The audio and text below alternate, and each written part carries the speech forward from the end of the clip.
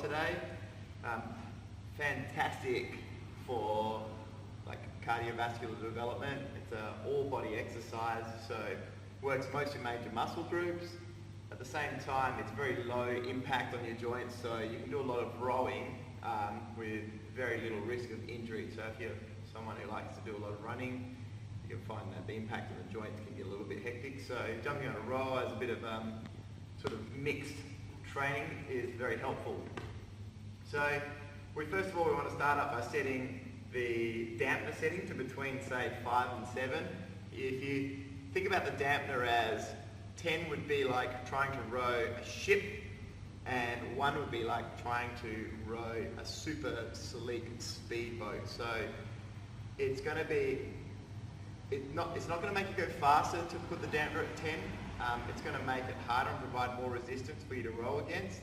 At the same time, with 1, you might find that you don't have enough power to develop momentum because there's not enough resistance on the chain. So the general setting is going to be between, say, 5 to 7.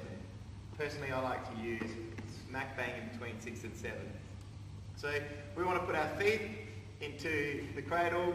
You want to put the straps around about the ball of the foot, so somewhere where you can comfortably move the foot, but also get in and out nice and easily without getting too stuck. So feet go into the straps. We start off in the catch position. So with rowing, the catch position is when you're all the way in, your shins aren't going to be past vertical, so they're going to be sort of just slightly tilted back towards you. You're going to have your back nice and neutral. You're going to have your torso lean forward a little bit. So from here, what we want to do is drive. So we drive with the legs whilst pulling the handle out, and finish by leaning the torso back and pulling the arms in. Now, when we're pulling the arms in, I want you to think about engaging the shoulder blades and accessing the big lats in your back. Quite often you'll see people pull to the neck, or when they pull the handle in, they'll end up kinking the wrist, and this is a sign to me that they haven't developed much decent back strength, so they're having to compensate by doing different types of strokes or finishing in different ways. So you want to spend a bit of time developing that. So we're going to drive and finish. That finish for me is nice and low, shoulder blades engaged, and shoulders depressed as well. I don't want you shrugging up. We release the handle so that we clear the knees, and then pull ourselves back in until we're back to the catch position again. So we're going to drive, finish.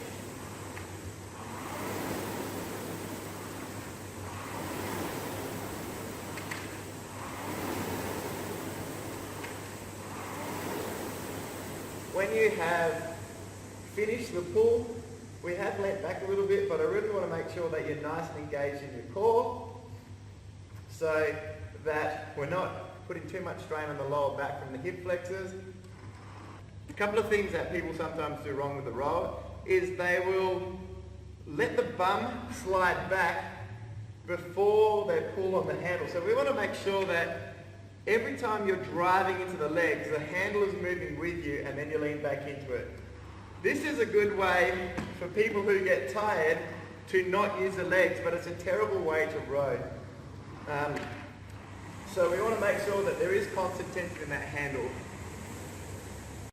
With our stroke rate, I want you to try and stroke at about 1 second or just under out and 2 seconds in, so it's 1 to 2. So we want to create as much power on the way out as we can, and I want you to almost relax on the way back in.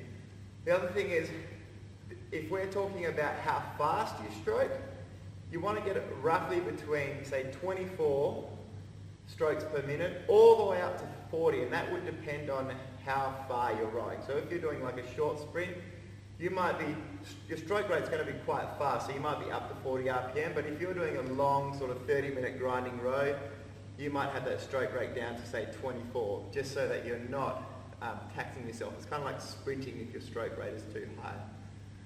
The other thing we want to make sure of is that when you're rowing, we're keeping that chest nice and proud. We're not letting the body hunch over and using the chest to row. We're keeping the chest out and using those lats to pull with each time. So as you get tired, you'll tend to find people start to do this sort of thing. But we really got to fight. If you train this properly to begin with, so that you are doing the technique correctly, very quickly you'll develop strength in all the right positions. But if you just jump on a rower and just go from hell for leather and don't sort of pay any attention to the way that you're rowing, you'll find you'll develop bad technique and bad positions, which will be hard to change the better you get. So you're better off starting straight away in those good positions and building from there.